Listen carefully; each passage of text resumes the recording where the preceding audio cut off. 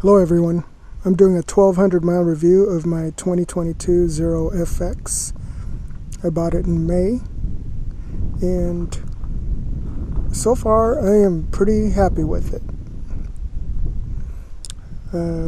I use it primarily for local country roads, trails all around here, and commuting to work, which is a short distance, 7 miles each way.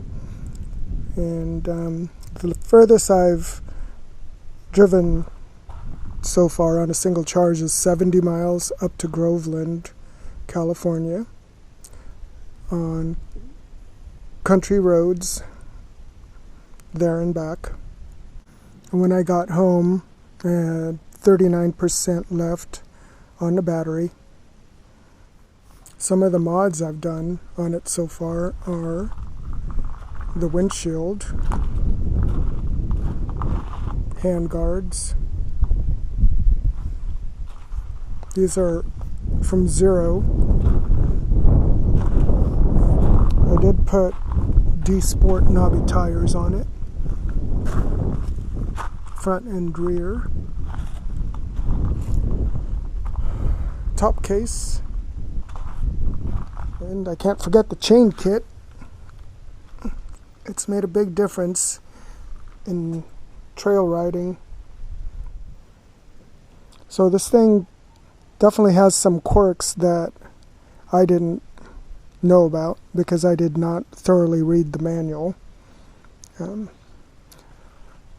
It's pretty hot here in the Sierra foothills. For months now, it's been over 100 degrees. So some of the things that this motorcycle does not like is to be stored out in direct sunlight. Like if you had to work a shift or something and you parked it in direct sunlight, it will shut itself off. And you have to wait probably a good 12 to 20 hours before it comes back on again. That's about how long it takes for it to cool down. Also, if you've been riding it on a hot day and you come back, you can't put it on the charger right away. You have to wait a couple of hours for it to cool down.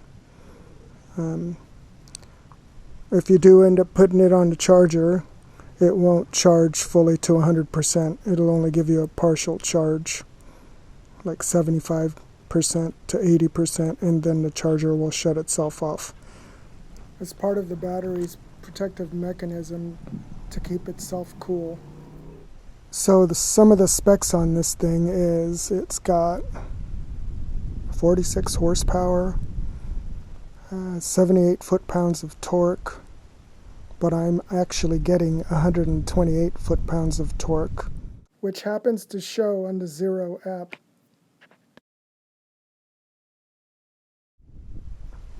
Which is crazy, but I'm learning how to control my throttle just so I can use the proper amount of torque.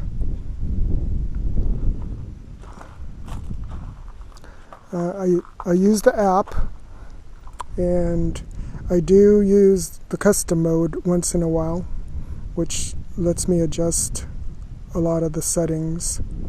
But most of the time I am in eco mode, which works perfect. Top speed on it is 70 miles an hour. But when you put it in custom mode, you can increase that top speed to 85 miles an hour. So now that I'm getting to know this thing after 1,200 miles, I've managed to avoid the situations that will shut it down, that kicks on its safety mechanism that's centered around the lithium-ion battery. I'm thoroughly enjoying this machine.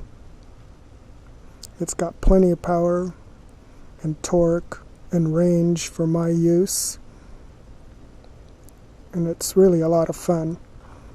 It weighs 290 pounds, seat height of, I think, 35. I know it's under 36 inches. But anyway, I am 5'7", and I weigh 180 pounds. I've recently started adjusting the shocks and the forks. I had to adjust a preload on both, and I've pretty much found a comfortable setting for me on the trails and on the road. So I've owned plenty of ice bikes in the past. This is my very first electric motorcycle experience. And I'll be honest, I have had to adjust my way of thinking about riding when I'm on this machine.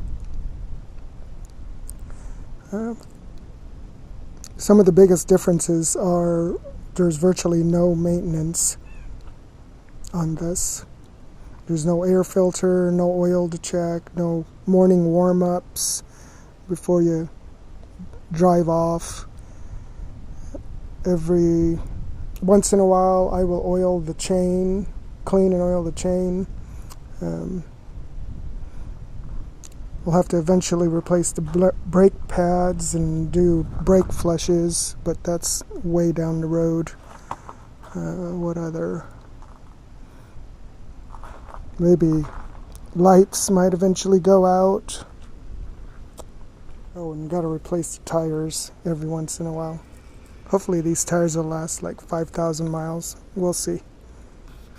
So some of the hardest things to get used to when you first get on this motorcycle is you don't shift it. There's no clutch, no gear shift, and you just twist the throttle, and the harder you twist, the more power you feel. I think once you get used to it, you might like it. I do. Once I figured out things about it and read the manual more thoroughly.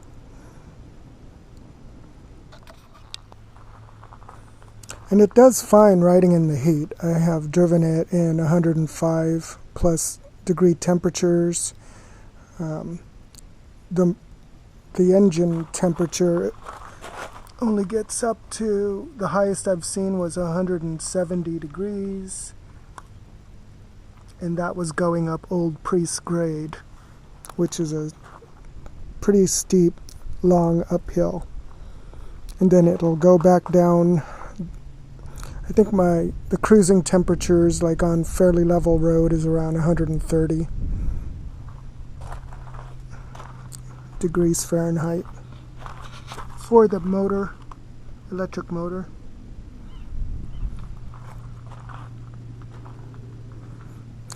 It hasn't shut down on me at all.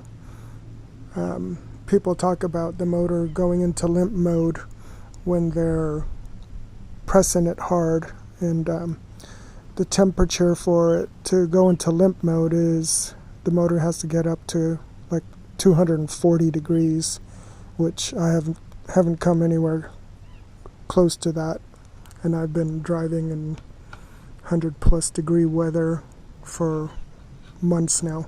I've really enjoyed this thing, and some of the biggest things that I've had to overcome were just getting to know its limitations as far as charging goes and storing. Those are the biggest things, is you never want to store it outside in direct sunlight on a super hot day. I mean, come springtime, wintertime, and springtime, that shouldn't be an issue. You could park it anywhere, but our hot summers here, you want to make sure it's parked in the shade or covered, and not to charge it after a ride on a hot day.